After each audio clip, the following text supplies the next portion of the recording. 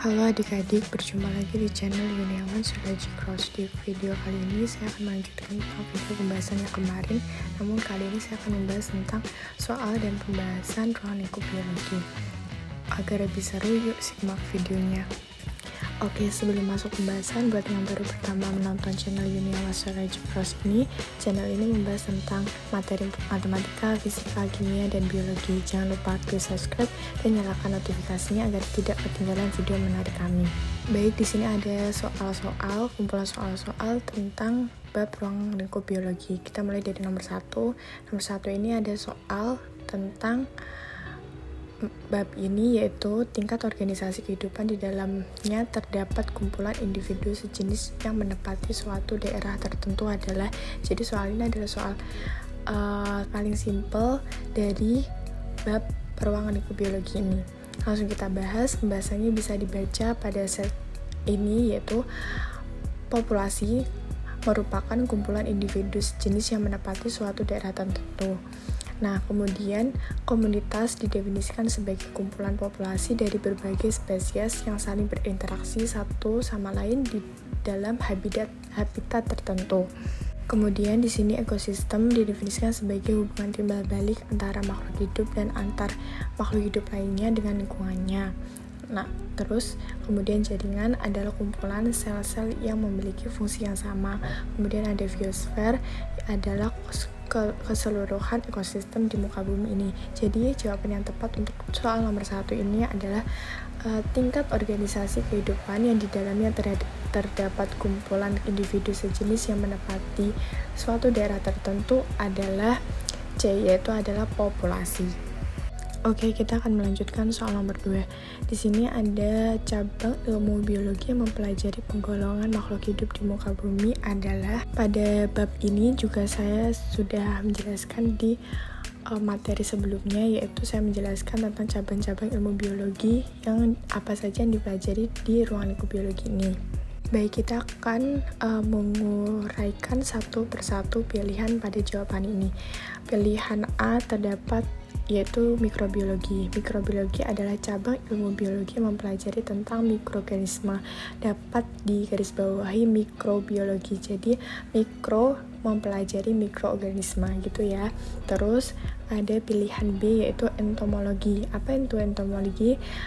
Entomologi adalah cabang ilmu biologi yang mempelajari tentang serangga. Seluk-beluk serangga dipelajari di cabang ilmu biologi entomologi. Kemudian ada pilihan C, yaitu taksonomi. Apa itu taksonomi? Taksonomi adalah cabang ilmu biologi yang mempelajari pengelompokan makhluk hidup. Jadi dapat dilihat jawaban di sini yang tepat adalah jawaban C. Kemudian kita beralih ke pilihan jawaban D, yaitu genetika. Genetika adalah bisa dilihat dari namanya sudah tahu bahwa genetika adalah cabang ilmu biologi yang mempelajari tentang genetik.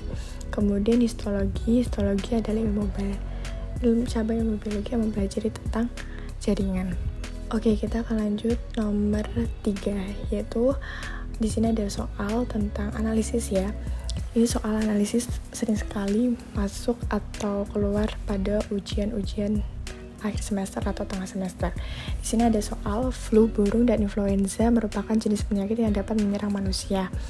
Kemudian kedua penyakit tersebut dipelajari dalam cabang ilmu biologi, yaitu flu burung dan influenza itu merupakan dari cabang ilmu biologi yang mana?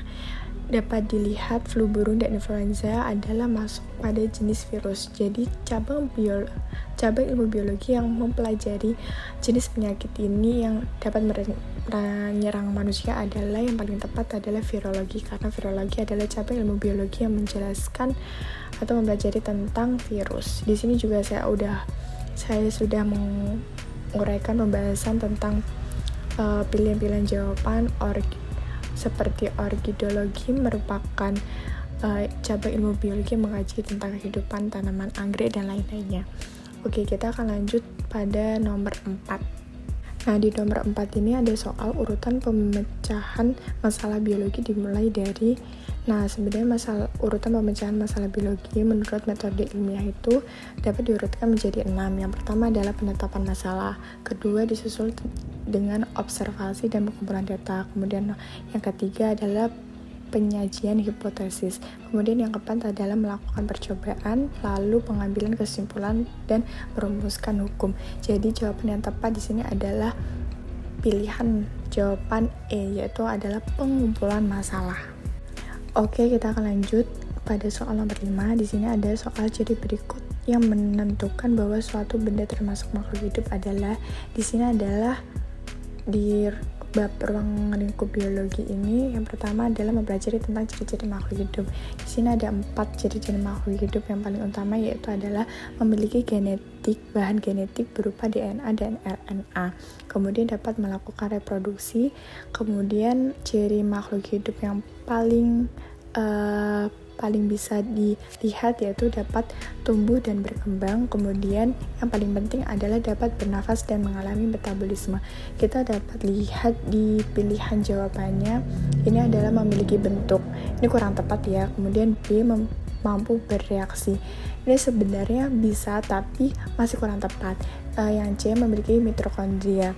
Sebenarnya makhluk hidup yang seperti manusia, tumbuhan, atau hewan itu ada yang salah-salahnya memiliki mitokondria, tapi ini bukan ciri makhluk hidup yang paling utama. Kemudian D, yaitu mampu berpindah tempat. Mampu berpindah tempat ini dapat juga dilakukan oleh manusia tapi kurang tepat ya.